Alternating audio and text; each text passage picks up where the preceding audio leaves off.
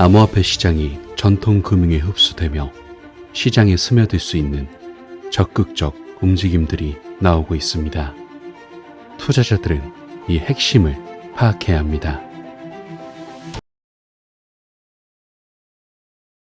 안녕하세요. 크립토피아입니다. 금일 브리핑 시작해볼게요. 자, 시장 분위기부터 살펴봐야겠죠. 이번 선거 주기에서 도널드 트럼프 전 미국 대통령은 비트코인과 광범위한 암호화폐 산업에 대한 새로운 지지로 인해 꾸준히 헤드라인을 장식했는데, 트럼프는 비트코인을 지지하는 수준을 넘어 지정학적, 경제적 체스판에서 특히 중국에 대항할 수 있는 중요한 요소로 자리매김하고 있다고 보고 있거든요. 지난 5월에 한 보고서에 따르면 트럼프는 35조 달러에 달하는 미국 국가 부채 문제를 해결하기 위해 비트코인을 활용하는 방안을 모색하고 있다고 하는데, 트럼프는 계속해서 비트코인에 대한 열정을 표명하며 미국에 남은 모든 비트코인을 만들겠다고 선언했었죠. 그는 이러한 전략이 미국을 에너지 강국으로 자리매김할 수 있을 것이라고 주장하고 있는 상태로, 그는 이 기회를 잡지 못하면 중국이 상당한 이점을 얻을 수 있다고 강조했어요. 그리고 트럼프는 적절한 지원이 뒷받침된다면 비트코인 채굴이 미국 경제를 크게 활성화하고 국가 안보를 강화할 수 있는 핵심 신흥 산업으로 부상할 것으로 보고 있거든요. 또한 그는 비트코인 채굴을 중앙은행 디지털 화폐 출시 가능성에 대한 중요한 방어 메커니즘으로 강조했는데, 트럼프의 비트코인 지지는 미국이 대통령 임기 동안 비트코인을 전략적 자산 비축 수단으로 사용할 수 있다는 추측을 불러일으키고 있는 상태예요. 그리고 여기에 더불어 최근 CNBC에 출연한 암호화폐 투자회사 데임의 설립자이자 CEO인 브라이언 크루체네스네는 트럼프가 비트코인을 미국의 준비 자산으로 사용할 수 있다는 옵티미즘을 드러냈는데, 그가 말하기를 법무부는 약 20만 개의 비트코인을 보유하고 있습니다. 미국은